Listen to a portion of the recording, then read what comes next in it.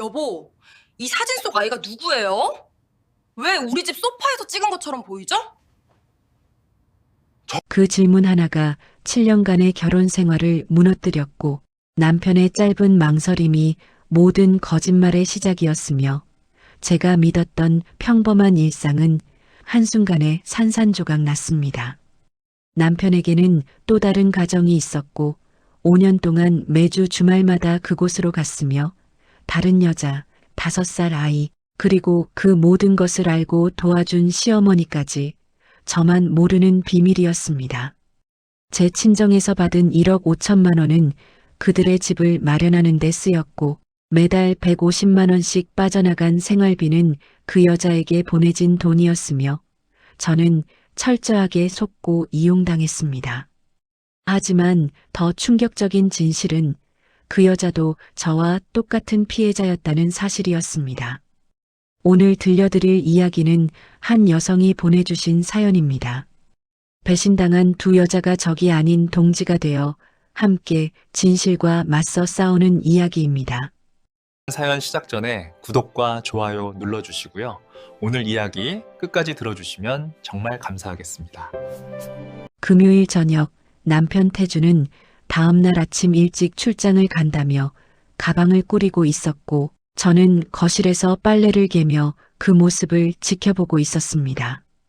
결혼 7년 차 남편은 건설회사 부장으로 일하고 있었으며 한 달에 2~3번 정도는 이렇게 주말 출장을 다녀오곤 했습니다. 남편이 샤워를 하러 욕실로 들어가자 소파 위에 반쯤 열린 가방이 놓여 있었고 그 안에서 양말 한 켤레가 바닥으로 떨어져 있는 것이 보였습니다. 양말을 주워 넣으려다 가방 안쪽을 보게 됐고 서류 파일 사이로 작은 사진 한 장이 삐져나와 있는 것을 발견했으며 호기심에 그것을 꺼내 들었을 때 내 살쯤 되어 보이는 여자아이가 케이크 앞에서 환하게 웃고 있는 모습이 눈에 들어왔습니다. 사진을 뒤집자 손글씨로 민서 4살 생일 2023.03 15라고 적혀 있었고 그 이름은 제가 들어본 적 없는 낯선 이름이었습니다. 회사 동료의 자녀일까 생각하며 사진을 다시 보려는데 배경에 찍힌 소파가 눈에 띄었으며 베이지색 바탕에 작은 꽃무늬가 있는 그 소파는 우리 집 거실에 있는 것과 똑같은 디자인이었습니다.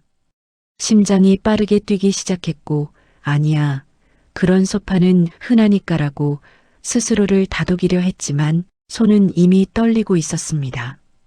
욕실 문이 열리며 남편이 수건으로 머리를 닦으며 나왔고 저는 재빨리 사진을 가방에 도로 넣으며 아무렇지 않은 척 말했습니다. 양말 떨어져서 주워 넣으려고. 남편은 고맙다는 말과 함께 옷장을 열었고 그 모습은 평소와 다를 게 하나도 없어 보였습니다. 하지만 저는 조심스럽게 입을 열었으며 최대한 자연스러운 목소리로 물었습니다.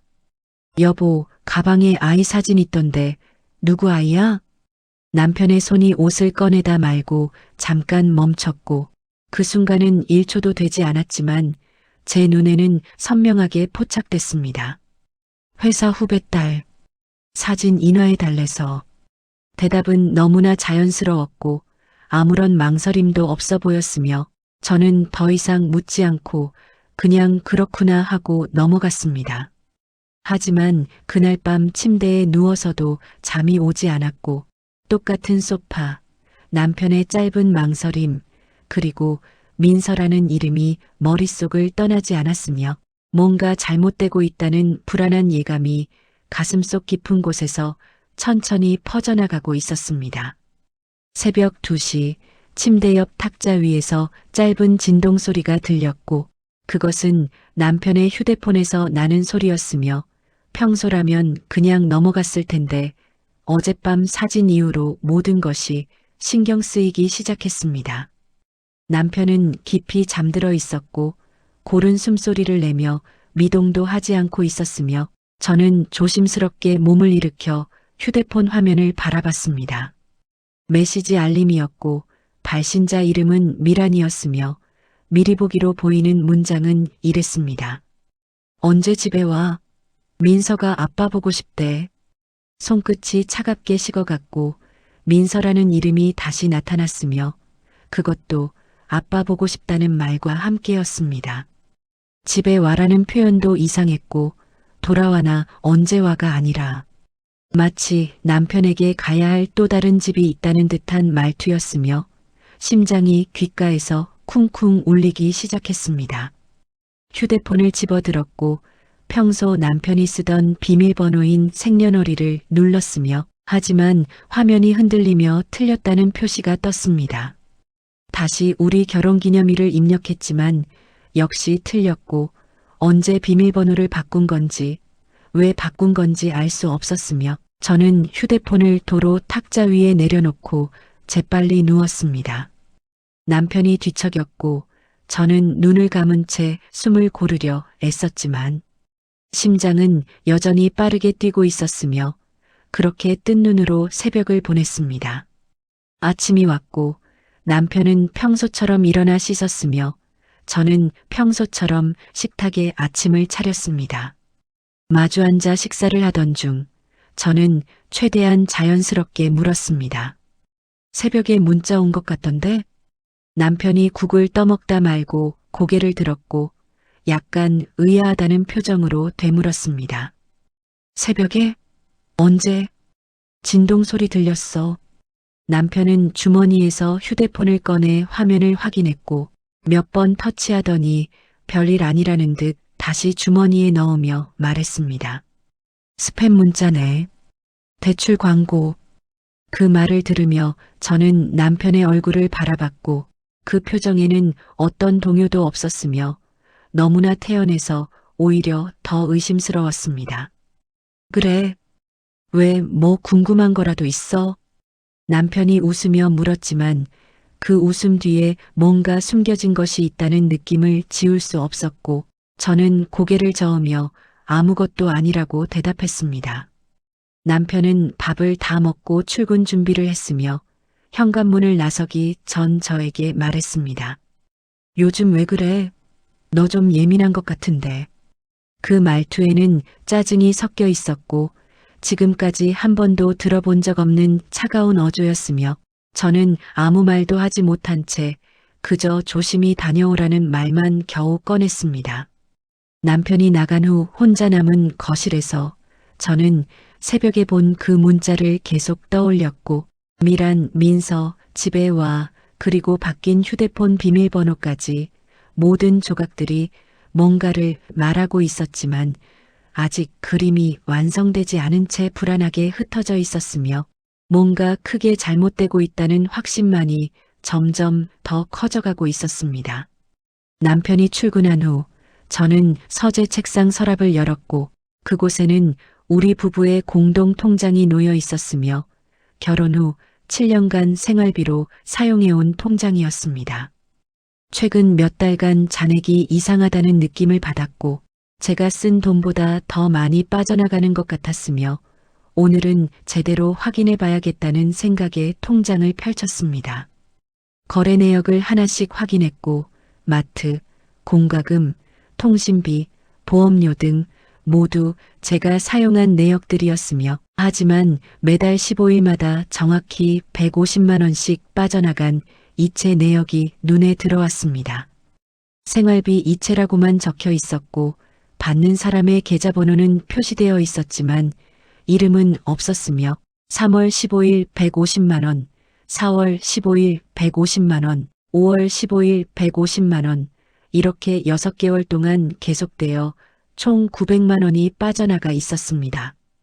제가 이체한 돈이 아니었고 남편에게 들은 적도 없는 내역이었으며 은행 앱을 켜서 상세 내역을 확인하려 했지만 받는 사람 정보는 개인정보 보호로 가려져 있어 알 수 없었습니다. 오전 10시 은행에 직접 방문했고 창구 직원에게 통장을 내밀며 물었습니다. 이 이체 내역이요. 받는 사람이 누군지 확인할 수 있을까요?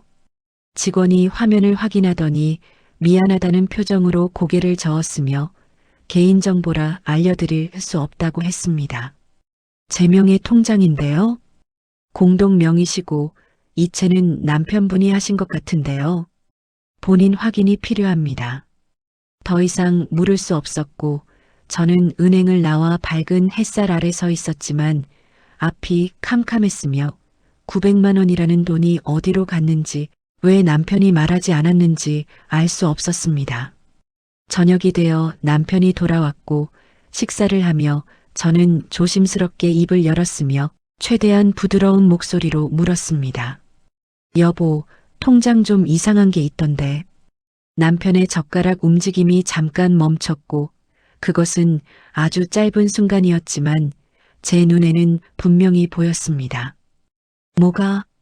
매달 150만 원씩 어디 이체되는 거 있잖아.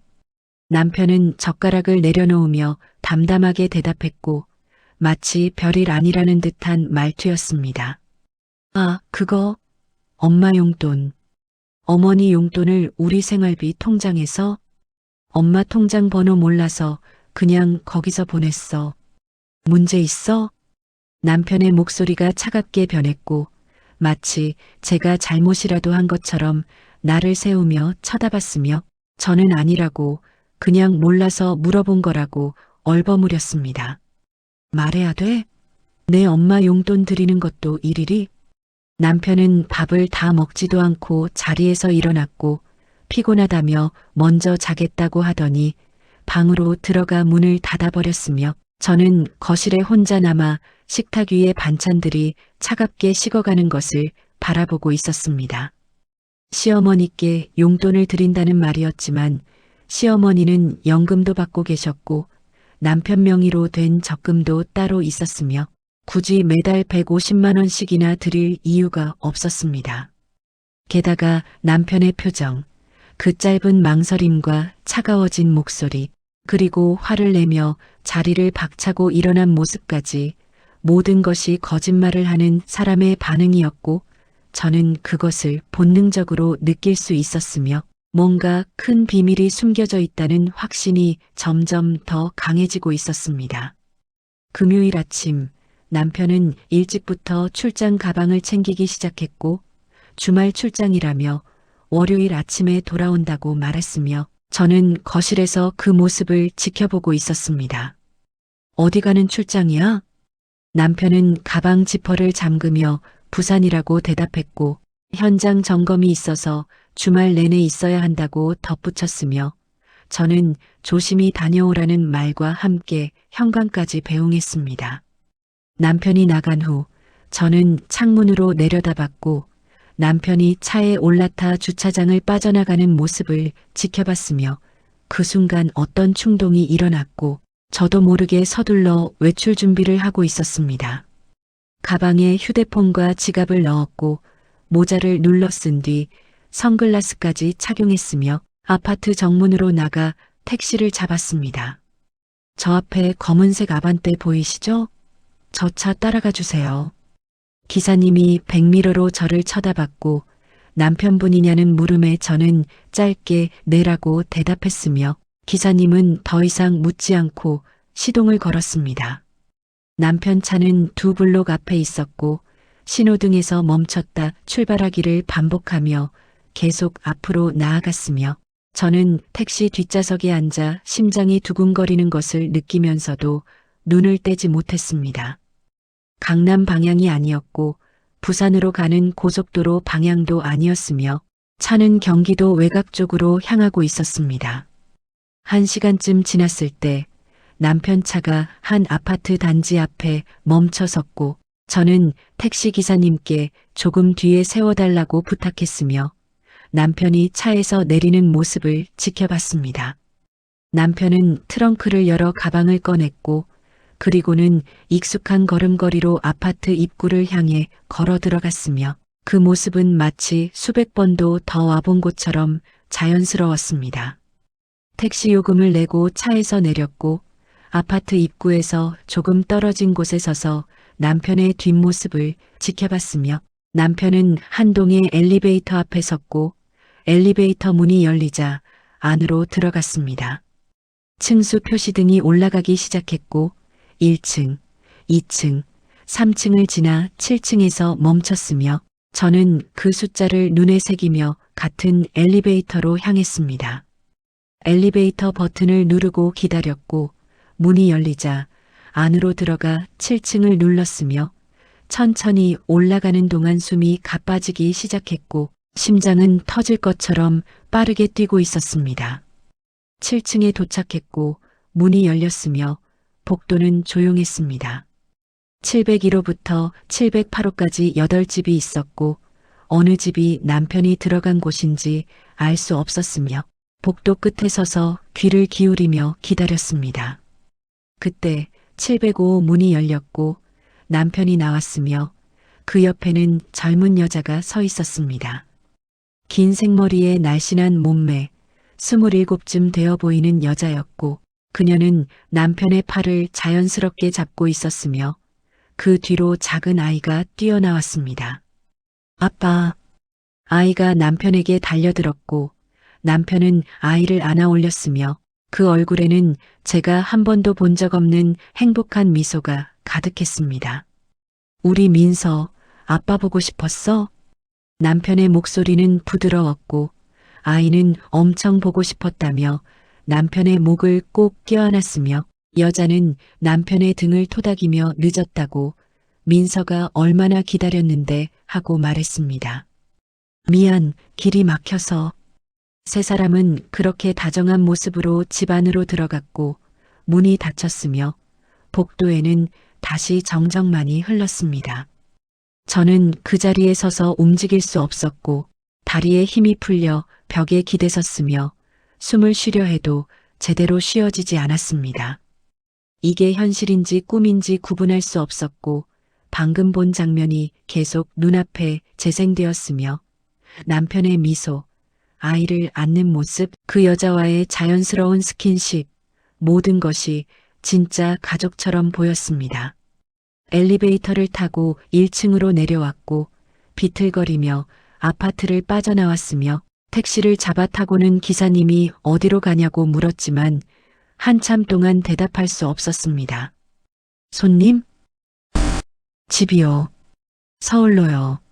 차 안에서 창밖만 바라봤고 눈물이 나올 것 같았지만 나오지 않았으며 그저 가슴속이 텅 비어버린 것 같은 공허함만이 온몸을 감싸고 있었고 7년간 믿어왔던 모든 것이 한순간에 무너져 내리고 있었습니다.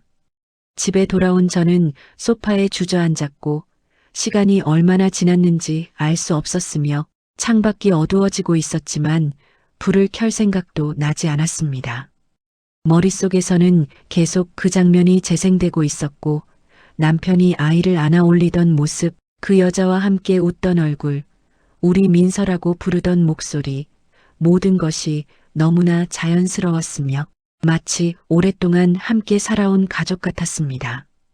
다음 날 아침 저는 결심했고 더 이상 눈 감고 있을 수 없었으며 진실이 무엇이든 제대로 알아야 했습니다. 남편은 월요일 아침까지 돌아오지 않는다고 했고 그 말은 주말 내내 그곳에 있다는 뜻이었으며 저에게는 이틀이라는 시간이 주어진 셈이었습니다. 남편의 서재로 들어갔고 평소에는 함부로 들어가지 않던 곳이었지만 이제는 달랐으며 책상 서랍을 하나씩 열기 시작했습니다. 첫 번째 서랍에는 회사 서류들이 있었고 두 번째 서랍에는 영수증과 명함들이 있었으며 세 번째 서랍을 열었을 때 손이 멈췄습니다. 통장이 하나 나왔고 제가 본 적 없는 통장이었으며 남편 명의로 되어 있었습니다. 통장을 펼쳤고 거래 내역을 확인했으며 매달 급여에서 일정 금액이 이 통장으로 들어오고 있었고 그 돈이 다시 어딘가로 빠져나가고 있었습니다. 통장 아래에는 서류 봉투가 있었고 봉투를 열자 아파트 계약서가 나왔으며 경기도 성남시 분당구의 한 아파트였고 계약자는 남편 강태준이었습니다. 계약 날짜는 5년 전이었고 바로 어제 제가 찾아갔던 그 아파트였으며 전세 계약이었고 보증금은 2억 원이었습니다. 손이 떨렸지만 계속해서 서류를 뒤졌고 그 아래에서 출생신고서 사본을 발견했으며 아이 이름은 강민서, 어머니 이름은 정미란으로 적혀 있었습니다. 출생일은 2020년 3월 15일이었고 사진에서 본 그 아이가 맞았으며 이제 5살이 된 아이였습니다. 더 깊이 뒤지자 사진들이 나왔고 남편과 그 여자가 함께 찍은 사진들이었으며 임신한 배를 드러낸 여자와 남편이 웃으며 찍은 사진, 갓 태어난 아기를 안고 있는 남편의 사진, 돌잔치 사진까지 모든 것이 있었습니다. 5년이었고 남편은 5년 동안 또 다른 가정을 꾸리고 있었으며 그 여자와 아이와 함께 가족처럼 살아왔고 저는 그 사실을 전혀 몰랐습니다. 서류를 다시 정리하며 한 가지 더 발견한 것이 있었고 그것은 전세 보증금 2억 원의 출처였으며 남편의 통장 내역을 보니 5년 전 제 친정에서 받은 증여금 1억 5천만 원이 이 계좌로 들어왔고 그것이 전세금으로 사용되었다는 것을 알 수 있었습니다. 제 돈이었고 친정 부모님이 딸의 미래를 위해 준 돈이었으며 그 돈으로 남편은 다른 여자와 아이를 위한 집을 마련한 것이었습니다. 소파에 앉아 모든 서류를 펼쳐놓고 바라봤고 통장, 계약서, 출생신고서, 사진들, 이 모든 것이 증거였으며 남편의 이중생활을 증명하는 명백한 증거들이었습니다. 휴대폰을 꺼내 하나하나 사진을 찍었고 모든 서류를 촬영했으며 통장 거래 내역까지 빠짐없이 기록했습니다. 증거를 확보한 후 서류들을 원래대로 정리해 서랍에 넣었고 남편이 눈치채지 못하도록 조심스럽게 정돈했으며 서재문을 나와 거실로 돌아왔습니다. 소파에 앉아 휴대폰 갤러리를 열었고 방금 찍은 사진들을 하나씩 넘기며 확인했으며 5년이라는 시간, 2억이라는 돈, 그리고 강민서라는 아이, 모든 것이 선명하게 기록되어 있었습니다. 배신감이 밀려왔고 분노가 치밀어 올랐으며 동시에 무너져 내리는 것 같은 허탈함이 온몸을 감쌌습니다. 7년간 함께한 남편, 사랑한다고 말했던 남편, 그 모든 것이 거짓이었고 저는 그저 이용당한 것뿐이었으며 이제 무엇을 해야 할지 알 수 없었지만 한 가지는 확실했습니다. 더 이상 속고만 있을 수는 없다는 것, 그리고 진실을 밝혀야 한다는 것이었습니다. 일요일 오후 저는 시어머니 댁으로 향했고 가방 안에는 방금 출력한 서류들이 들어 있었으며 통장 사본, 계약서 사본, 출생신고서 사본, 모든 증거를 챙겨왔습니다. 시어머니는 남편의 아파트에서 차로 30분 거리에 사는 강혜숙, 65살로 혼자 사시는 분이었고 남편은 매주 용돈을 드린다며 자주 방문한다고 했지만 저는 한 달에 한 번 정도만 함께 갔었으며 시어머니는 늘 저를 반갑게 맞이하지 않았습니다. 초인종을 눌렀고 잠시 후 문이 열렸으며 시어머니는 예상치 못한 방문이었는지 약간 놀란 표정을 지었습니다. 어머, 서연이? 무슨 일이야? 들어가도 될까요? 시어머니는 잠깐 망설이다 문을 열어주었고 저는 거실로 들어가 소파에 앉았으며 시어머니는 물을 한 잔 따라주며 무슨 일이냐고 다시 물었습니다. 어머니, 여쭤볼 게 있어서요. 뭔데? 저는 가방에서 서류들을 꺼내 탁자 위에 펼쳤고 계약서를 가장 위에 놓았으며 시어머니의 반응을 지켜봤습니다. 이게 뭔지 아세요? 시어머니는 서류를 내려다봤고 표정이 굳어지는 것이 보였으며 하지만 금방 평소의 무표정한 얼굴로 돌아왔습니다. 그게 뭔데?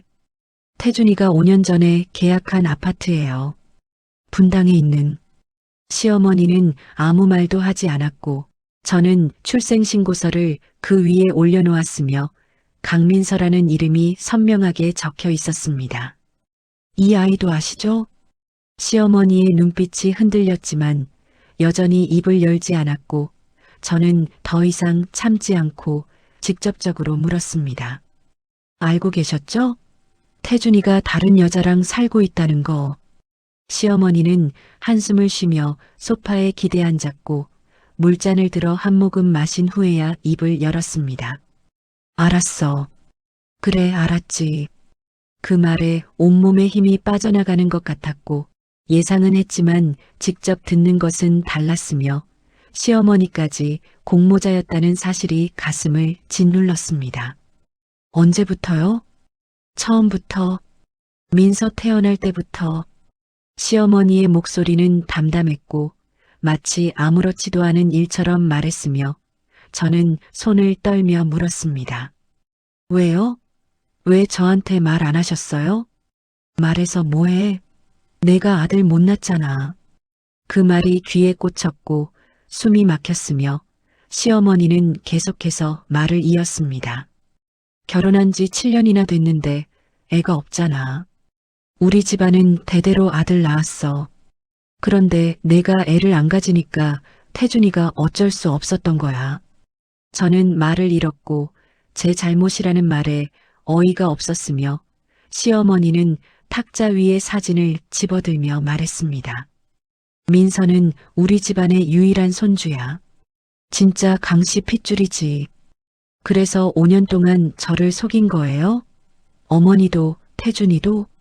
시어머니는 어깨를 으쓱했고 마치 당연하다는 듯한 표정이었으며 저는 주먹을 쥐었다 폈다를 반복했습니다. 어머니도 돈 보내셨죠? 그 집에. 당연하지. 내 손주 키우는데 당연히 도와줘야지. 시어머니는 서랍을 열어 영수증 뭉치를 꺼냈고 그것들은 육아용품, 분유, 기저귀 구매 영수증들이었으며 날짜를 보니 최근 5년간 꾸준히 구매한 것들이었습니다. 매달 150만 원씩 보낸 것도 어머니셨네요. 그래, 내가 보냈어. 생활비 보태라고. 저는 자리에서 일어났고 더 이상 이 집에 있을 수 없었으며 시어머니는 저를 올려다보며 차갑게 말했습니다. 서연아, 너도 이해해. 태준이가 너를 싫어하는 건 아니야. 그냥 아들이 필요했던 거지. 이해요? 제가 뭘 이해해요? 그 여자도 이해하고 있어. 자기가 둘째 부인이라는 거. 그러니까 너도 받아들여. 그 말에 귀를 의심했고 둘째 부인이라는 표현이 믿기지 않았으며 시어머니는 정말로 남편이 두 가정을 꾸리는 것을 당연하게 여기고 있었습니다. 저는 못 받아들여요. 절대로. 그럼 어쩔 건데? 이혼할 거야?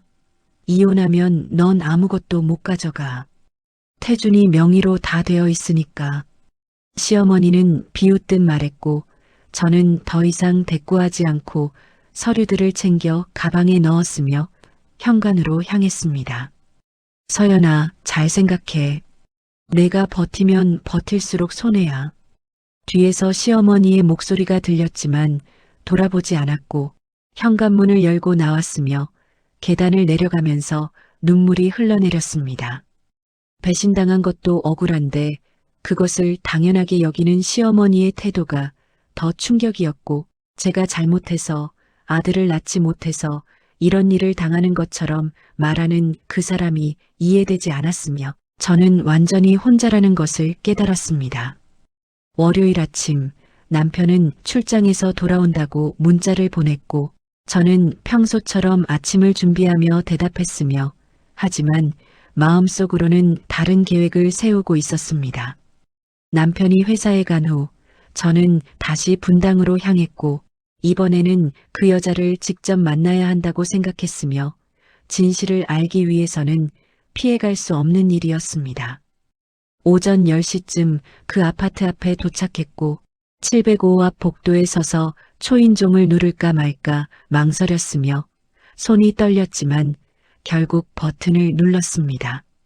잠시 후 인터폰 너머로 여자의 목소리가 들렸고 누구냐고 물었으며 저는 잠깐 말문이 막혔다가 겨우 대답했습니다. 택배요. 문이 열렸고 그 여자가 나타났으며 가까이서 보니 29쯤 되어 보였고 단정한 옷차림에 화장기 없는 얼굴이었습니다. 택배가 무슨 잘못 오신 것 같은데요? 여자가 의아하다는 표정으로 저를 바라봤고 저는 모자를 벗으며 천천히 입을 열었습니다. 정미란 씨 맞으시죠? 여자의 표정이 굳어졌고 경계하는 눈빛으로 한 걸음 뒤로 물러섰으며 문을 닫으려는 듯 손잡이를 잡았습니다. 누구세요? 저는 강태준의 아내예요. 법적으로 등록된. 그 말에 여자의 얼굴이 창백해졌고 손에 쥔 문손잡이를 놓쳤으며 입술이 파르르 떨리기 시작했습니다. 뭐라고요? 이야기 좀 할 수 있을까요? 여자는 한참을 저를 바라보다가 고개를 끄덕였고 문을 열어주었으며 저는 조심스럽게 안으로 들어갔습니다. 거실은 아담했고 소파는 사진에서 본 그 베이지색 꽃무늬 소파였으며 벽에는 남편과 아이의 사진들이 액자에 담겨 걸려 있었습니다. 여자는 소파를 권했고 저는 앉았으며 두 사람 사이에 무거운 침묵이 흘렀습니다. 민서는요? 여자가 먼저 입을 열었고 목소리가 떨리고 있었으며 유치원 갔다고 대답했습니다. 정미란 씨, 태준이가 뭐라고 했어요? 이혼했다고 했어요. 5년 전에. 여자의 목소리는 점점 작아졌고 저를 똑바로 쳐다보지 못했으며 손으로 무릎을 꽉 쥐고 있었습니다. 저는 가방에서 서류를 꺼냈고 결혼증명서를 테이블 위에 놓았으며 여자는 그것을 보더니 고개를 떨구었습니다. 저는 7년 전부터 지금까지 강태준과 결혼 상태예요. 한 번도 이혼한 적 없어요. 그럴 리가. 태준 씨가 직접 말했는데 여자는 믿고 싶지 않다는 듯 고개를 저었고 하지만 서류는 명백했으며 거짓말을 할 수 없는 증거였습니다. 저도 증거 있어요. 태준 씨가 보여준 이혼 증명서. 여자가 일어나 방으로 들어갔고 잠시 후 서류 한 장을 들고 나왔으며 그것은 위조된 이혼 증명서였습니다. 제 이름은 없었고 전혀 다른 여자 이름이 적혀 있었으며 발급 날짜도 조작되어 있었습니다. 이건 가짜예요. 저랑은 상관없는 서류고요. 여자는 그 자리에 주저앉았고 손으로 얼굴을 감쌌으며 어깨가 떨리기 시작했습니다. 5년이에요. 5년 동안 저는 태준 씨가 재혼하는 줄 알았어요. 민서도 정식으로 아빠가 있는 줄 알고. 여자의 목소리는 흐느껴 나왔고 저도 가슴이 먹먹해졌으며 이 여자도 피해자였다는 것을 알 수 있었습니다. 저도 몰랐어요. 남편이 주말마다 출장 간다고 했는데 여기 온 거였어요. 두 사람은 침묵 속에 앉아 있었고 각자의 배신감과 충격을 삼키고 있었으며 시간이 얼마나 지났는지 알 수 없었습니다. 여자가 먼저 입을 열었고 눈물을 닦으며 물었습니다. 그럼 우리 둘 다 속은 거네요. 그런 것 같아요. 어떻게 이럴 수가. 민서는 어떡하고. 여자는 다시 울음을 터뜨렸고 저는 아무 말도 해줄 수 없었으며 저 역시 무엇을 해야 할지 알 수 없었기 때문입니다. 하지만 한 가지는 분명했고 이제 남편의 거짓말은 더 이상 통하지 않을 것이며 두 여자가 진실을 알게 된 이상 모든 것이 달라질 수밖에 없다는 것이었습니다. 여자는 눈물을 닦고 일어났으며 부엌으로 가서 물 2잔을 가져왔고 하나를 제게 건네며 다시 소파에 앉았습니다. 처음부터 얘기해 주실 수 있어요? 어떻게 만났는지. 저는 고개를 끄덕였고 천천히 이야기를 시작했으며 7년 전 소개팅으로 만났고 1년 연애 후 결혼했으며 남편은 늘 다정했고 저를 아껴준다고 생각했다고 말했습니다. 그런데 5년 전부터 주말 출장이 잦아졌어요. 처음엔 회사 일이 바쁜가 보다 했는데 여자는 제 말을 듣고 있었고 표정이 점점 어두워졌으며 고개를 끄덕이며 자신의 이야기를 꺼냈습니다. 저는 6년 전에 만났어요. 친구 소개로. 정미란 29살로 당시 카페에서 일하고 있었고 남편은 자신을 이혼남이라고 소개했으며 아내와 성격 차이로 헤어졌다고 말했다고 했습니다. 아이를 원했는데 전 부인은 원하지 않았대요. 그래서 이혼했다고. 그 말에 저는 주먹을 쥐었고 남편이 얼마나 치밀하게 거짓말을 했는지 알 수 있었으며 두 여자에게 각각 다른 이야기를 했고 둘 다 믿게 만들었습니다. 민서를 임신했을 때 태준 씨가 너무 좋아했어요. 결혼하자고 했고 정식으로 가족이 되자고. 여자는 말을 잇지 못하고 눈물을 흘렸으며 저는 휴지를 건네주었고 여자는 코를 풀며 계속 말했습니다.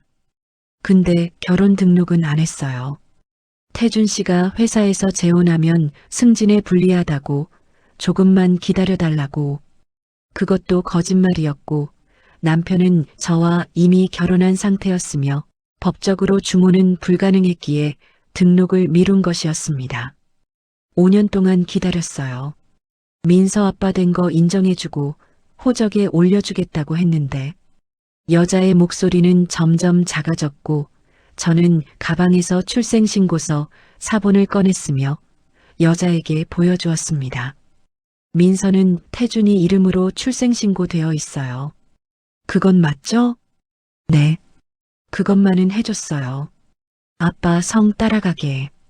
저는 또 다른 서류를 꺼냈고 계약서와 통장 내역이었으며 여자에게 보여주며 설명했습니다. 이 아파트 전세금 제 돈이에요. 친정에서 받은 증여금 1억 5천만 원이 여기 들어갔어요. 여자는 서류를 보며 얼굴이 하얗게 질렸고 손이 떨렸으며 믿을 수 없다는 표정이었습니다. 그리고 매달 생활비 150만 원 시어머니가 보낸 거예요. 저한테는 당신 용돈이라고 했는데 시어머니요? 강 여사님이요? 어머님도 알고 계셨어요. 처음부터 다. 여자는 고개를 떨어뜨렸고 그동안 시어머니가 가끔 찾아와 민서를 봐주고 용돈을 주고 갔다고 했으며 며느리 챙긴다고 생각했는데 사실은 공모자였다는 것을 깨달았습니다. 저는 정말 몰랐어요. 태준 씨가 이혼했다고 저랑 새 가정 꾸린다고. 여자는 다시 울기 시작했고 저도 눈물이 났지만 참았으며 지금은 울 때가 아니라 행동할 때라고 생각했습니다. 미란 씨, 우리 이대로 당하고만 있을 순 없어요. 여자가 고개를 들었고 붉게 충혈된 눈으로 저를 바라봤으며 저는 단호하게 말했습니다. 증거는 다 모았어요. 계약서, 통장 내역, 출생신고서, 사진들까지. 이제 법적으로 대응할 수 있어요. 법적으로요? 네. 사기죄, 재산횡령, 그리고 시어머니까지 방조 혐의로. 여자는 잠시 생각하더니 천천히 고개를 끄덕였고 눈빛이 조금씩 달라지고 있었으며 두려움에서 분노로 변해가고 있었습니다. 저도 증거 있어요. 여자가 일어나 방으로 갔고 잠시 후 노트북을 들고 나왔으며 화면을 켜서 보여주었습니다. 태준 씨가 보낸 문자들이요. 사랑한다고, 민서 잘 키우자고, 곧 결혼하자고 한 것들. 수백 개의 문자가 저장되어 있었고 모두 남편이 보낸 것들이었으며 여자는 또 다른 폴더를 열었습니다. 통화 녹음도 있어요. 제가 뭔가 이상해서 몇 달 전부터 녹음했거든요. 파일을 재생하자 남편의 목소리가 들렸고 미란아, 조금만 기다려. 회사 일 정리되면 바로 등록할게. 민서 엄마로 만들어줄게라고 말하는 소리였으며 그 목소리는 제게 했던 것과는 전혀 달랐고 다정하고 달콤했습니다. 이것도 증거가 될까요? 당연하죠. 이거면 충분해요. 두 여자는 서로를 바라봤고 처음 만났을 때의 적대감은 사라졌으며 이제 같은 편이라는 것을 알고 있었습니다. 남편에게 속은 두 피해자, 그리고 이제 함께 싸워야 할 동지였습니다. 그날 오후 저희는 남편을 부르기로 했고 정미란이 남편에게 전화를 걸었으며 스피커폰으로 해서 저도 들을 수 있게 했습니다. 태준 씨, 지금 당장 와야 할 것 같아요. 남편의 목소리가 들렸고 무슨 일이냐며 당황한 기색이 역력했으며 회사에서 회의 중이라고 했습니다. 지금 안 오면 경찰 부를 거예요. 전화 너머로 침묵이 흘렀고 남편이 뭔가 눈치챈 듯 했으며 30분 후에 간다는 말과 함께 전화가 끊어졌습니다. 저희는 거실에 앉아 기다렸고 정미라는 계속 손을 떨고 있었으며 저는 그녀의 손을 잡아주었고 괜찮다고 우리가 함께 있다고 말했습니다. 정확히 30분 후 초인종이 울렸고 정미란이 문을 열었으며 남편 강태준이 헐레벌떡 뛰어들어왔습니다. 미란아, 무슨 일이야? 갑자기 경찰이.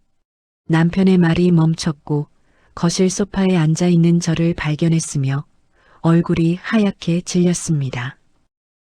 서연아, 너 왜 여기? 남편은 두 여자를 번갈아 보았고 상황을 파악하려 애쓰는 듯 했으며 입술이 바르르 떨리기 시작했습니다.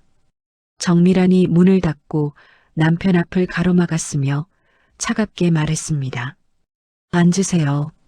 남편은 어쩔 수 없이 소파에 앉았고 저와 정미란 사이에 끼인 형국이었으며 손을 비비며 변명을 시작하려 했습니다. 이건 오해야. 내가 설명할게. 저는 테이블 위에 서류들을 쌓아놓았고 결혼증명서, 계약서, 출생신고서, 통장 내역 모든 것을 펼쳐놓았으며 남편은 그것들을 보더니 고개를 떨구었습니다. 설명해봐요. 이게 다 뭔지. 제 목소리는 차갑게 가라앉았고 남편은 한참을 입을 열지 못하다가 겨우 말했습니다. 미안해. 정말 미안해. 미안하다고요? 5년 동안 두 가정 꾸리고 제 돈으로 여기 전세 얻고 시어머니까지 끌어들여서 우릴 속이고 그게 미안하다는 말로 끝나요? 남편은 대답하지 못했고 정미란이 끼어들었으며 목소리가 떨리고 있었습니다. 저한테 이혼했다고 했잖아요. 전 부인이랑 헤어졌다고, 저랑 새 가정 꾸린다고. 미란아, 나도 어쩔 수 없었어. 서연이는 애를 안 가져서. 그 말에 저는 웃음이 나왔고 황당해서 나오는 웃음이었으며 남편을 똑바로 쳐다보며 말했습니다. 제가 애를 안 가진 게 아니라 당신이 원하지 않았잖아요. 커리어 쌓아야 한다고 조금 더 기다리자고 한 사람이 누구예요? 남편은 말문이 막혔고 정미란도 그제야 알았다는 듯 저를 바라봤으며 남편의 거짓말이 얼마나 치밀했는지 깨달았습니다. 두 사람 다 사랑해서 그랬어. 진짜야. 남편이 변명처럼 말했고 하지만 그 말은 너무나 공허했으며 저는 고개를 저었습니다. 사랑이 이렇게 거짓말투성이에요? 사랑이 사기고 횡령이고 배신이에요? 남편은 손으로 얼굴을 감쌌고 어깨가 떨리기 시작했으며 울고 있는 것 같았지만 저희는 아무도 위로하지 않았습니다. 정미란이 녹음 파일을 재생했고 남편이 자신에게 했던 달콤한 말들이 흘러나왔으며 남편은 고개를 들지 못했습니다. 민서 엄마로 만들어줄게요. 곧 결혼하자고요? 다 거짓말이었네요. 정미란의 목소리에는 분노가 섞여 있었고 남편은 여전히 아무 말도 하지 못했으며 저는 마지막 증거를 꺼냈습니다. 시어머니랑 통화한 것도 녹음했어요.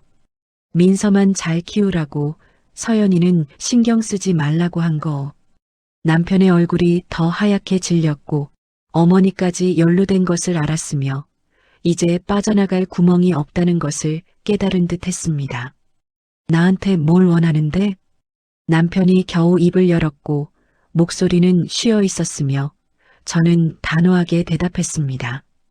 법적 책임, 사기죄, 횡령죄 모든 걸 다 물을 거예요. 남편은 고개를 들어 저를 바라봤고 눈에는 두려움이 가득했으며 하지만 저는 더 이상 흔들리지 않았습니다.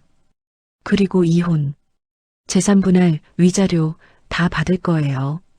정미란도 말했고 목소리에 힘이 실려 있었으며 더 이상 울지 않고 있었습니다. 저도 양육비 청구할 거예요. 민서 아빠니까 당연히 책임져야죠. 남편은 무너져 내렸고 소파에 푹 꺼져 앉았으며 모든 것이 끝났다는 것을 알고 있었습니다. 두 여자는 더 이상 속지 않을 것이고 이제 남은 것은 법적 절차뿐이었으며 남편이 지은 죄의 대가를 치러야 할 시간이 다가오고 있었습니다.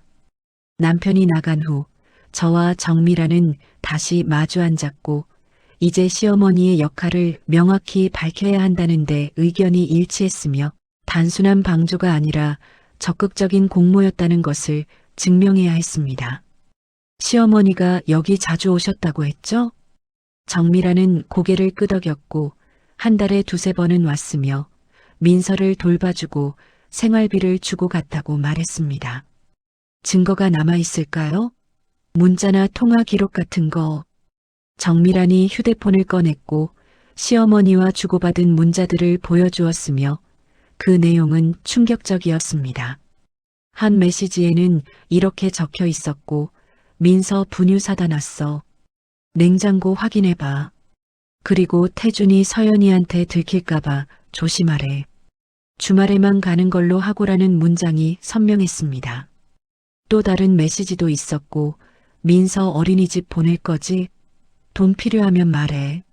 서연이 모르게 줄게라는 내용이었으며 시어머니가 얼마나 치밀하게 이 모든 것을 도왔는지 알 수 있었습니다. 이거 다 캡처해 주실 수 있어요? 정미라는 문자들을 하나하나 캡처했고 저에게 전송했으며 저는 그것들을 폴더에 정리하며 저장했습니다. 혹시 시어머니가 준 돈 기록 남아 있어요? 정미란이 서랍을 뒤지더니 가계부를 꺼냈고 5년간의 수입과 지출이 빼곡히 적혀 있었으며 그 중에서 강여사 지원금이라고 표시된 항목들이 눈에 띄었습니다. 매달 평균 100만 원에서 150만 원씩 받았고 특별한 달에는 200만 원까지 받은 기록도 있었으며 5년간 총액을 계산하면 거의 8천만 원에 달했습니다. 이것도 사진 찍어야겠어요. 저는 가계부를 펼쳐놓고 한 장 한 장 사진을 찍었고 날짜와 금액이 모두 기록되어 있었으며 이것만으로도 시어머니의 재정적 지원을 증명할 수 있었습니다. 정미란이 또 다른 상자를 꺼냈고 그 안에는 육아용품들의 영수증이 가득 들어 있었으며 모두 시어머니가 사준 것들이었습니다. 이것들도 다 강 여사님이 사주신 거예요. 유모차, 카시트, 아기 침대까지.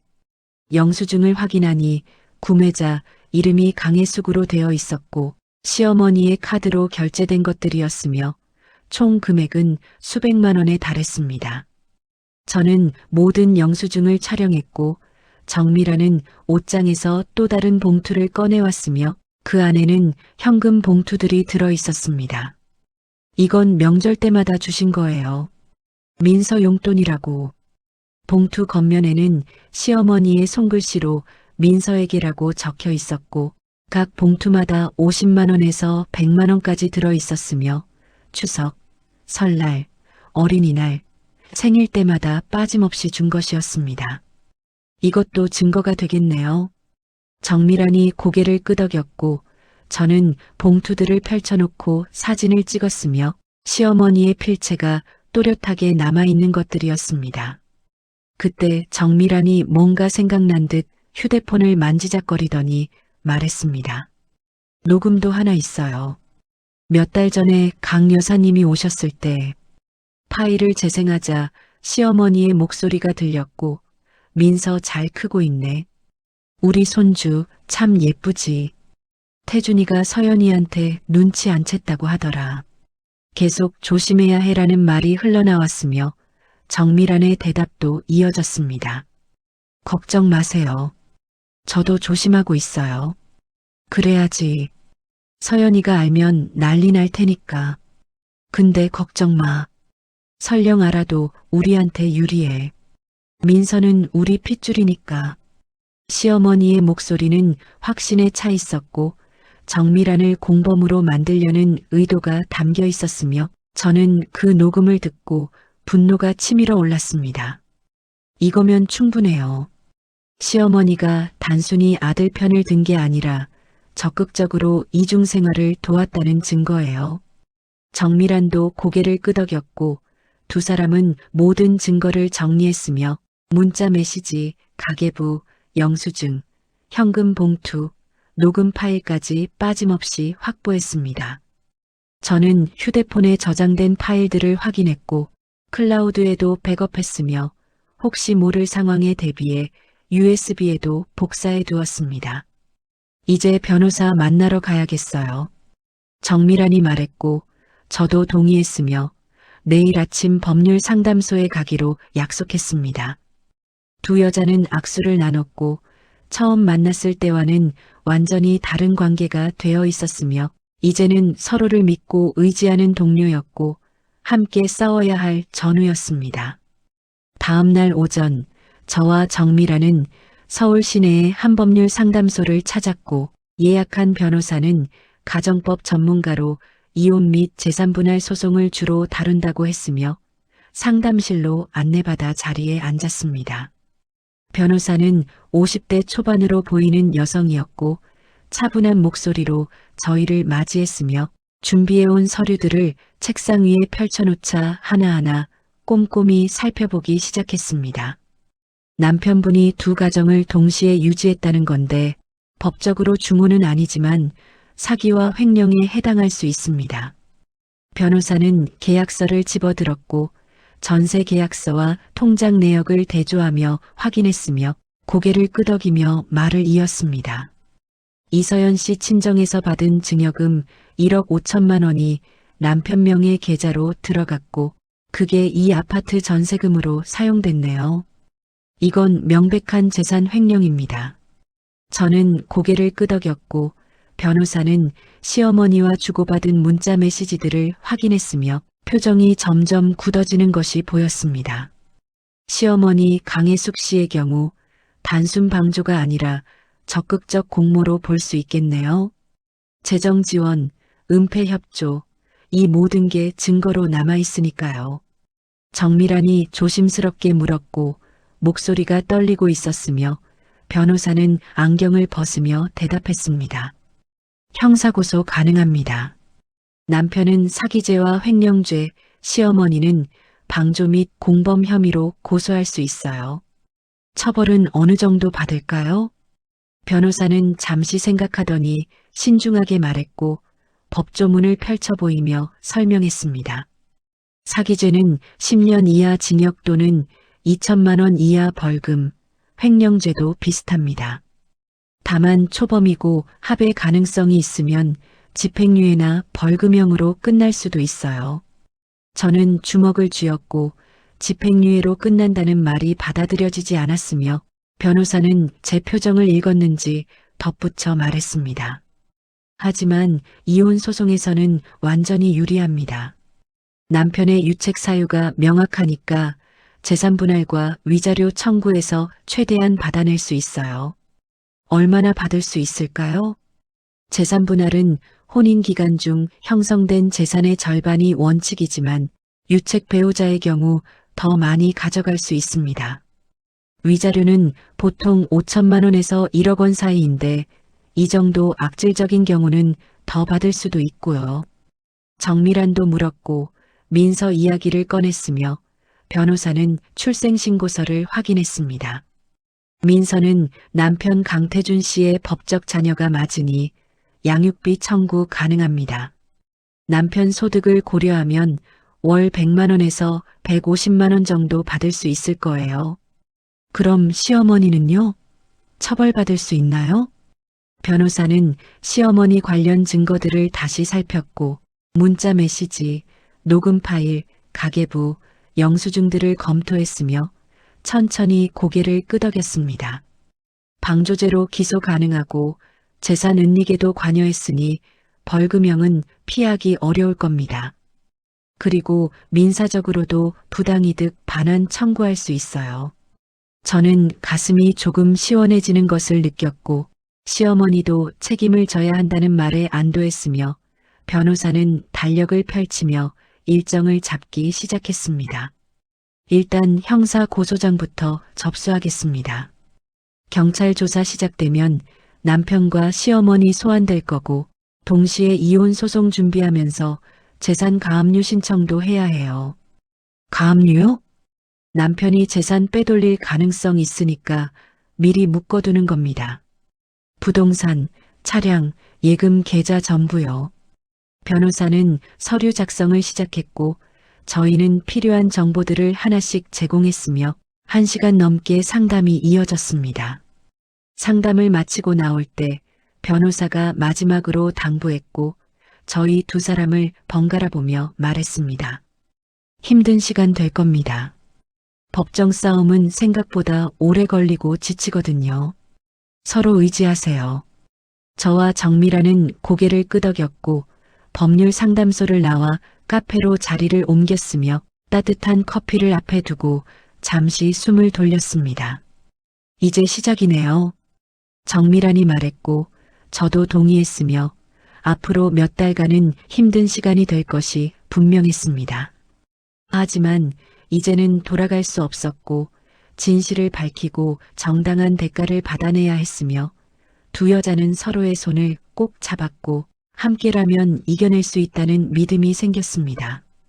이틀 후 저와 정미라는 관할 경찰서를 찾았고 변호사가 작성해준 고소장과 모든 증거 자료를 들고 갔으며 민원실에서 사건 접수를 하고 조사실로 안내받았습니다. 담당 형사는 40대 중반의 남자였고 저희가 제출한 서류들을 받아들고 천천히 읽기 시작했으며 페이지를 넘길수록 표정이 심각해지는 것이 보였습니다. 남편이 두 분을 동시에 속이고 이중생활을 했다는 거죠?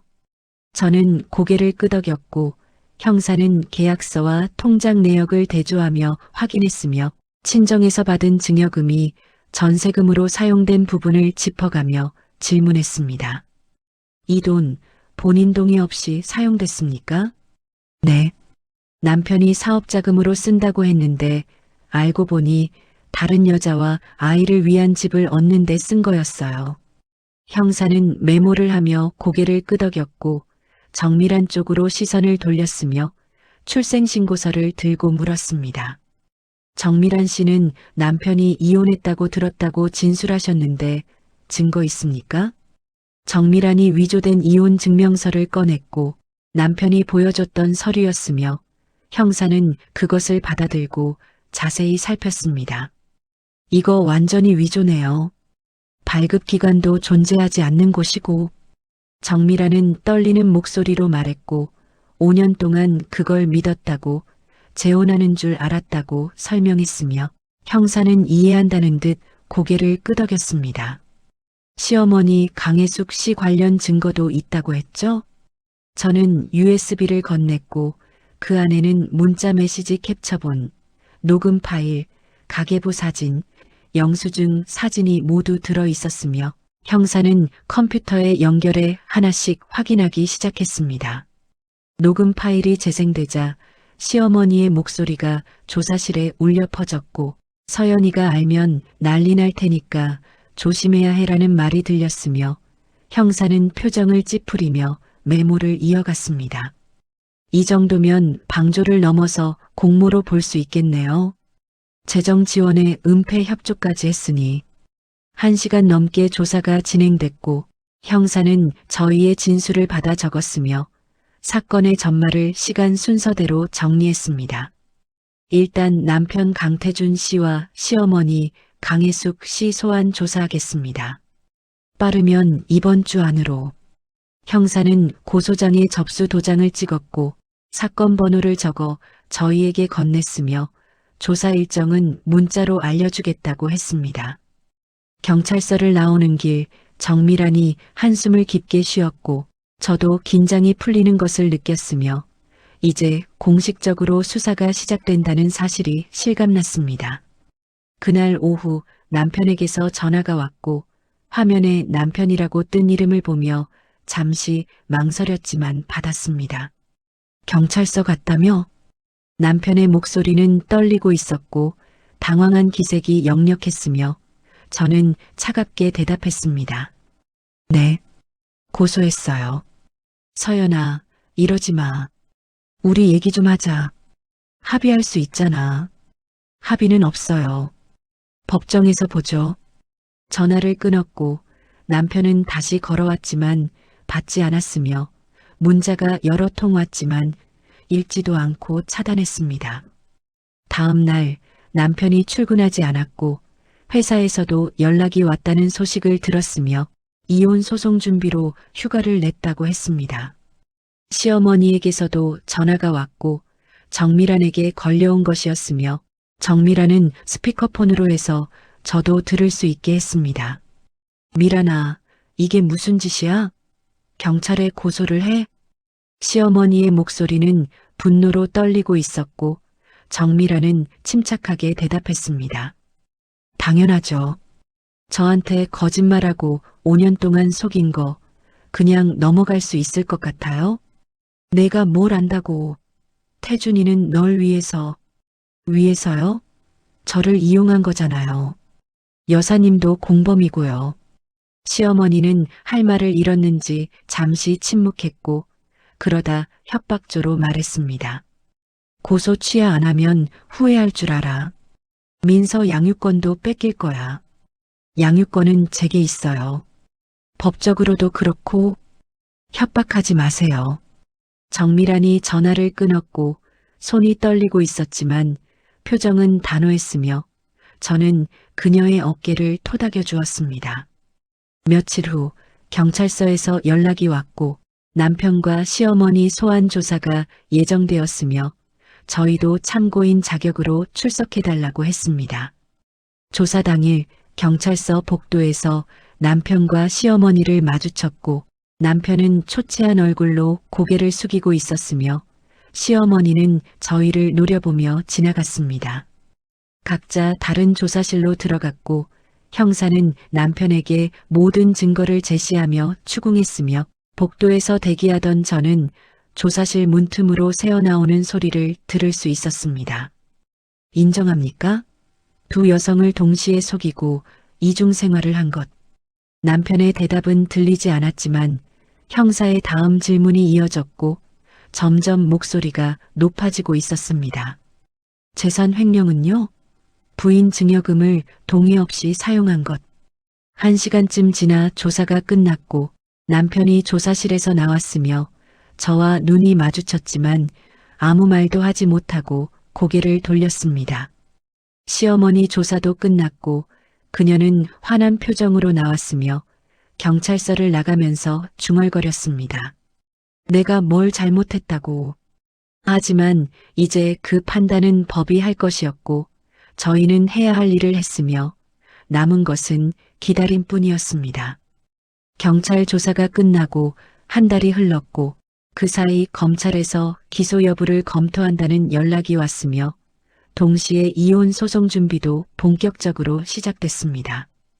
변호사 사무실에서 저와 정미라는 각자의 소송 전략을 논의했고 저는 이혼 소송과 재산분할 및 위자료 청구를, 정미라는 양육비 청구와 남편을 상대로 한 손해배상 청구를 준비했으며 두 소송 모두 남편의 유책 사유를 중심으로 진행될 예정이었습니다. 재산 목록부터 정리해야 합니다. 남편 명의로 된 모든 재산을 파악해 주세요. 변호사의 지시에 따라 저는 남편의 통장, 부동산, 차량, 보험, 주식 계좌까지 모두 조사했고 결혼 7년간 모은 재산은 생각보다 많았으며 아파트 한 채, 차량 2대, 예금 3억 원, 주식 5천만 원 정도였습니다. 남편 월급이 얼마였죠? 세전 700만 원 정도요. 변호사는 계산기를 두드렸고 7년간의 총소득을 계산했으며 저축률과 지출 내역을 대조하며 분석했습니다. 그런데 이상한 게 재산이 예상보다 적네요. 7년간 벌어서 모을 수 있는 금액보다 훨씬 적어요.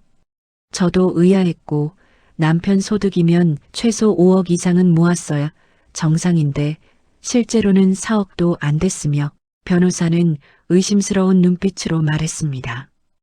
혹시 숨긴 재산이 있을 수 있어요. 조회 신청 넣겠습니다. 법원을 통한 재산 조회가 시작됐고 며칠 후 결과가 나왔으며 남편 명의로 된 또 다른 예금 계좌가 발견됐습니다. 이거 보세요. 시어머니 명의 계좌에 남편이 매달 50만 원씩 이체하고 있었어요. 7년간이면 4,200만 원이네요. 시어머니는 그 돈을 다시 정밀한에게 보냈고 결국 제 소득의 일부가 다른 가정으로 흘러간 셈이었으며 이것도 횡령에 해당한다는 변호사의 설명이 이어졌습니다. 재산 가압류 신청 들어갑니다. 남편이 재산 빼돌리기 전에 묶어둬야 해요. 법원에 가압류 신청서가 접수됐고 일주일 후 승인됐으며 남편 명의의 모든 부동산과 예금 계좌가 동결됐습니다. 남편에게서 급하게 전화가 왔고 저는 받지 않았지만 변호사에게는 연락이 갔으며 남편은 생활비도 못 쓰게 됐다며 항의했지만 변호사는 단호하게 거절했습니다. 소송 끝날 때까지 묶여 있을 겁니다. 필요한 생활비는 법원에 신청하세요. 한편 검찰에서 연락이 왔고 남편과 시어머니 모두 기소하기로 결정됐으며 남편은 사기죄와 횡령죄로 시어머니는 방조 및 재산 은닉 혐의로 재판에 넘겨졌습니다.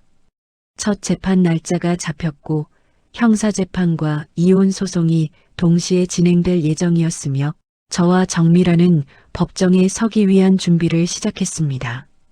변호사는 모의 법정을 열었고 저희가 증인석에 서서 진술하는 연습을 했으며 상대 측 변호사의 반대 신문에 대비하는 훈련도 받았습니다. 남편 측에서는 합의하에 한 일이라고 주장할 겁니다. 그럴 때 어떻게 대답하시겠어요? 합의한 적 없어요. 전혀 몰랐고 속았어요. 좋아요. 그렇게 단호하게 대답하세요. 감정에 휘말리지 말고 사실만 말하면 됩니다. 정밀한도 연습했고 남편이 이혼했다고 속인 부분을 어떻게 진술할지 준비했으며 위조된 이혼 증명서를 증거로 제출할 예정이었습니다. 재판 일주일 전 남편 측 변호사로부터 합의 제안이 왔고 형사 고소를 취하하면 이혼 조건을 유리하게 해주겠다는 내용이었으며 위자료 1억 원과 재산의 60%를 주겠다는 제안이었습니다. 변호사는 저에게 의견을 물었고 저는 고개를 저었으며 돈 문제가 아니라고 말했습니다. 합의 안 해요. 끝까지 가야죠. 정밀한도 같은 입장이었고 양육비 외에는 어떤 합의도 받아들일 생각이 없었으며 남편이 법적 책임을 지는 것을 보고 싶다고 했습니다. 그럼 재판 준비 마무리하겠습니다. 증인 명단 확정하고 증거자료 최종 정리하면 됩니다. 재판 전날 밤 저는 잠을 이루지 못했고 내일이면 법정에서 남편과 시어머니를 마주하게 된다는 사실이 긴장되었으며 정밀한에게 문자를 보냈습니다. 잠 와요? 곧바로 답장이 왔고 그녀도 잠을 못 자고 있다고 했으며 서로 힘내자는 메시지를 주고받았습니다. 다음 날 아침 법원 앞에서 정밀한을 만났고 두 사람은 손을 꼭 잡았으며 법원 계단을 올라가는 발걸음은 무겁지만 확고했습니다. 이제 진실이 밝혀질 것이고 정의가 실현될 것이며 저희는 그것을 끝까지 지켜볼 각오가 되어 있었습니다. 법정 안은 조용했고 방청석에는 몇몇 사람들이 앉아 있었으며 저와 정밀한은 원고석에 남편과 시어머니는 피고석에 각각 자리를 잡았습니다. 판사가 입장하자 모두 일어났고 재판이 시작됐으며 먼저 형사재판부터 진행됐습니다. 검사가 일어나 기소 내용을 낭독했고 남편 강태주는 사기죄 및 횡령죄로 시어머니 강혜숙은 방조 및 재산 은닉 혐의로 기소되었다는 내용이었으며 검사는 증거 자료를 하나씩 제시하기 시작했습니다. 피고인 강태주는 2018년부터 2024년까지 6년간 두 여성을 동시에 속이고 이중생활을 했으며 피해자 이서연의 증여금 1억 5천만 원을 무단으로 사용해 다른 여성과의 거주지를 마련했습니다. 검사는 계약서를 들어보였고 전세 계약서의 날짜와 통장 이체 내역이 일치한다는 점을 지적했으며 판사는 서류를 받아 검토했습니다. 또한 피고인 강혜숙은 아들의 범행을 알면서도 적극적으로 도왔으며 6년간 총 8천만 원 상당의 재정 지원을 했고 은폐를 위해 피해자들을 속이는 데 가담했습니다. 시어머니 쪽 변호사가 일어나 반박했고 손주를 위한 할머니의 당연한 지원이었다고 주장했으며 범죄 의도는 없었다고 말했습니다. 손주를 돕는 것과 범죄를 방조하는 것은 다릅니다. 피고인은 며느리를 속이고 재산을 빼돌리는데 적극 협조했습니다. 검사의 반박이 이어졌고 녹음 파일이 재생됐으며 시어머니가 서연이가 알면 난리 날 테니까 조심해라고 말하는 목소리가 법정에 울려 퍼졌습니다. 방청석에서 작은 웅성거림이 들렸고 판사는 조용히 하라며 방망이를 두드렸으며 재판은 계속 진행됐습니다. 증인 신문 시간이 왔고 저와 정미란이 차례로 증인석에 섰으며 검사가 질문을 시작했습니다. 피해자 이서연 씨, 남편이 다른 여성과 동거하고 있다는 사실을 언제 알았습니까? 석 달 전쯤입니다. 남편을 뒤따라갔다가 목격했어요. 그 전까지는 전혀 몰랐습니까? 네. 주말 출장이라고만 알고 있었어요. 남편 측 변호사가 반대 신문을 했고 부부 사이가 소원했던 것 아니냐며 유도 질문을 했지만 저는 단호하게 부인했습니다. 소원하지 않았어요. 남편이 저를 속인 거예요. 정미란도 증인석에 섰고 남편이 이혼했다고 거짓말한 부분을 진술했으며 위조된 이혼 증명서를 증거로 제출했습니다. 이 서류를 믿었습니까? 네. 5년 동안 믿었어요. 제가 재혼 상대인 줄 알았어요. 남편에게 속았다고 생각합니까? 네. 완전히 속았어요. 증인 신문이 끝나고 최후 진술 시간이 왔으며 남편이 일어나 떨리는 목소리로 말했습니다. 죄송합니다. 변명의 여지가 없습니다. 두 분 모두에게 용서를 구합니다. 하지만 그 말은 너무 늦었고 이미 돌이킬 수 없는 강을 건넌 후였으며 저와 정미라는 아무 반응도 하지 않았습니다. 시어머니는 끝까지 자신은 잘못이 없다고 주장했고 손주를 위한 일이었다며 목소리를 높였지만 판사는 차갑게 제지했습니다. 피고인은 조용히 하십시오. 재판이 끝나고 선고일이 잡혔으며 2주 후였습니다. 그 2주는 길게 느껴졌고 저는 매일 법원 결과를 기다리며 불안해했지만 정미란과 통화하며 서로를 위로했습니다. 선고일 아침 다시 법정에 모였고 판사가 판결문을 읽기 시작했으며 법정은 숨소리조차 들리지 않을 만큼 조용했습니다. 피고인 강태준, 사기죄 및 횡령죄로 징역 2년의 집행유예 3년을 선고하며 사회봉사 200시간을 명합니다. 집행유예였지만 전과가 남는다는 것이 중요했고 남편은 고개를 떨어뜨렸으며 어깨가 축 처졌습니다. 피고인 강혜숙, 방조 및 재산 은닉 혐의로 벌금 3천만 원을 선고하며 부당이득 반환으로 8천만 원을 피해자 정미란에게 지급하라. 시어머니는 벌떡 일어나려 했지만 옆 변호사가 제지했고 그녀는 주저앉으며 고개를 감쌌습니다. 이어서 이혼 소송 판결이 낭독됐고 저와 남편의 이혼이 확정됐으며 재산 분할은 제가 65%, 남편이 35%로 결정됐습니다. 또한 피고인 강태준은 원고 이서연에게 위자료 1억 2천만 원을 지급하라. 위자료 금액을 듣는 순간 가슴 한구석이 시원해졌고 결코 적은 금액은 아니었으며 남편의 유책이 인정된 결과였습니다. 피고인 강태준은 딸 강민서에 대한 양육비로 매월 120만 원을 성년이 될 때까지 지급하라. 정미란도 양육비를 받아냈고 그녀는 옆에서 조용히 눈물을 닦았으며 저는 그녀의 손을 잡아주었습니다. 판사가 마지막으로 말했고 방망이를 두드렸습니다. 이상으로 선고를 마칩니다. 법정을 나서는 길 남편과 눈이 마주쳤고 그는 입을 열려다 말았으며 결국 아무 말도 하지 못하고 고개를 숙인 채 지나갔습니다.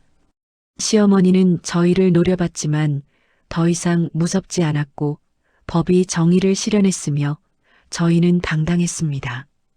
법원 계단을 내려오며 정밀한이 말했고 목소리에 안도감이 묻어 있었습니다. 끝났네요. 저도 고개를 끄덕였고 길고 힘든 싸움이었지만 이겼으며 이제 새로운 시작이 남았습니다. 판결 후 6개월이 흘렀고 계절은 가을에서 겨울을 지나 다시 봄으로 접어들고 있었으며 저는 새 아파트에서 혼자 살기 시작했습니다. 재산 분할로 받은 돈으로 작은 투룸을 마련했고 가구도 새로 들였으며 모든 것이 깨끗하고 새로웠습니다.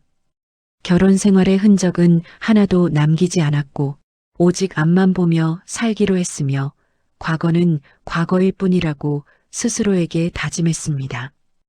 회계사 자격증을 살려 중견 기업에 취직했고 7년 만에 다시 시작하는 직장 생활은 낯설었지만 보람 있었으며 동료들은 친절했고 상사는 제 능력을 인정해 주었습니다. 처음 월급을 받던 날 통장에 찍힌 숫자를 보며 울컥했고 누구에게 의지하지 않고 제 힘으로 번 돈이라는 사실이 자랑스러웠으며 그날 저녁 혼자 조촐하게 축하 파티를 열었습니다. 정밀한과는 한 달에 한두 번 만났고 주로 카페에서 차를 마시며 근황을 나눴으며 그녀도 새로운 삶을 살아가고 있었습니다. 민서는 유치원을 졸업하고 초등학교에 입학했으며 정밀한은 파트타임으로 일을 시작했고 양육비와 부당이득 반환금으로 경제적 여유가 생겼다고 했습니다. 요즘 민서가 자꾸 물어봐요. 아빠는 왜 안 와? 정밀한이 커피잔을 돌리며 말했고 표정이 복잡해 보였으며 저는 조심스럽게 물었습니다. 뭐라고 대답해요? 아빠는 바쁘다고 나중에 크면 만날 수 있을 거라고. 남편은 판결 후 회사를 그만뒀고 다른 지역으로 이사했으며 양육비는 계좌로 입금되지만 민서를 직접 보러 오지는 않았습니다. 그게 나을 수도 있어요. 민서한테는. 정밀한도 고개를 끄덕였고 아이가 상처받지 않기를 바란다고 했으며 시간이 지나면 이해할 날이 올 거라고 믿는다고 말했습니다. 시어머니는 벌금과 배상금을 내고 지방으로 내려갔고 더 이상 연락하지 않았으며 남편도 그녀와 연락을 끊었다는 소식을 들었습니다. 어느 날 퇴근길 우연히 남편을 마주쳤고 지하철역 계단에서였으며 서로 눈이 마주쳤지만 아무 말도 나누지 않았습니다. 남편은 많이 야위어 있었고 머리도 희끗희끗해진 것 같았으며 예전에 당당했던 모습은 온데간데 없었습니다. 그는 고개를 숙여 인사했고 저는 잠깐 망설이다 가볍게 고개를 끄덕였으며 그대로 지나쳤습니다. 뒤돌아보지 않았고 더 이상 그 사람과 나눌 이야기는 없었으며 각자의 삶을 살아가는 것으로 충분했습니다. 봄이 깊어지던 어느 주말 정밀한에게서 문자가 왔고 민서와 함께 공원에 나왔으니 시간 되면 오라는 내용이었습니다. 공원으로 향했고 벚꽃이 만개한 길을 걸으며 정밀한과 민서를 찾았으며 그들은 벤치에 앉아 샌드위치를 먹고 있었습니다. 서연 이모다. 민서가 달려와 안겼고 저는 아이를 안아 올렸으며 민서는 웃으며 벚꽃잎이 떨어진다고 소리쳤습니다. 예쁘지? 응, 엄청 예뻐요.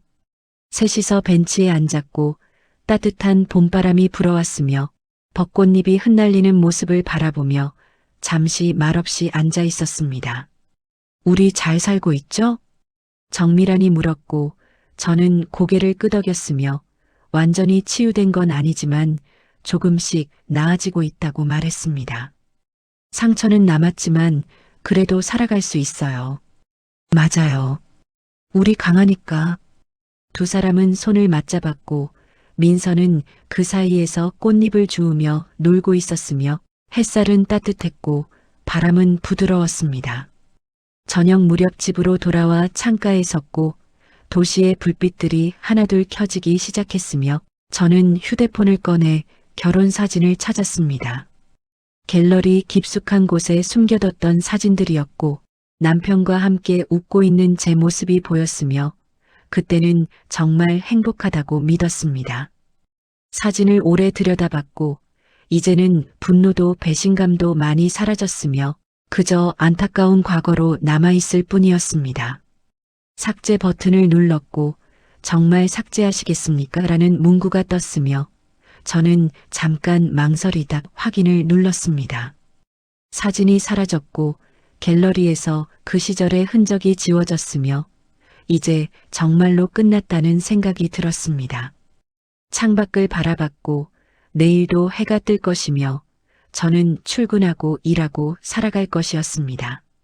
상처는 완전히 아물지 않았지만 그래도 웃을 수 있었고 꿈꿀 수 있었으며 다시 시작할 수 있었습니다. 정미란에게 문자를 보냈고 오늘 만나서 좋았다는 말과 함께 민서에게 안부 전해달라고 적었습니다. 곧 답장이 왔고 저도요. 우리 힘내요라는 짧은 문장이었으며 그 문장 끝에 하트 이모티콘이 하나 찍혀 있었습니다. 저도 하트를 보냈고 휴대폰을 내려놓았으며 침대에 누워 천장을 바라봤습니다. 앞으로도 힘든 날이 있을 것이고 외로운 밤도 있을 것이며 문득 과거가 떠올라 괴로운 순간도 있을 것입니다. 하지만 이제는 혼자가 아니라는 것을 알았고 정미란이라는 동지가 있었으며 무엇보다 제 자신이 있었습니다. 눈을 감았고 내일을 생각했으며 새로운 하루가 기다리고 있었습니다. 여러분, 긴 이야기 끝까지 들어주셔서 진심으로 감사합니다. 오늘의 이야기는 두 여성이 배신을 극복하고 다시 일어서는 과정을 담았습니다. 사랑한다는 말 뒤에 숨겨진 거짓, 그 진실을 마주하는 것은 고통스러웠지만 두 사람은 서로를 의지하며 이겨냈습니다. 완전한 치유는 시간이 걸리지만 용기 내어 진실과 마주하고 정의를 찾아가는 것, 그것이 새로운 시작의 첫걸음이 아닐까 합니다. 여러분 곁에 힘들어하는 분이 계시다면 오늘 한 번쯤 연락해 보시는 건 어떨까요? 괜찮냐는 그 한마디가 누군가에게는 큰 힘이 될 수 있습니다. 구독과 좋아요는 저에게 큰 힘이 됩니다. 지금까지 시청해 주셔서 감사합니다.